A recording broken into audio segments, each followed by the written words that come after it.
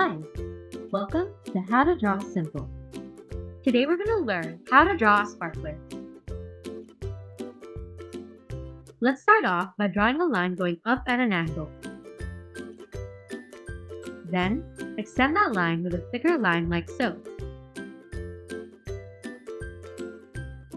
For the sparks, draw a ring of short lines going outward from the tip like this.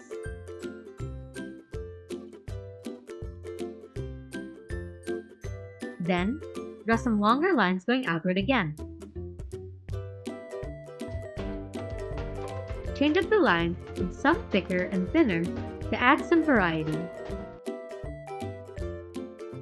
Remember to be safe and always hold the sparkler far away from your eyes and face. Lastly, add some dots all around the outside like so.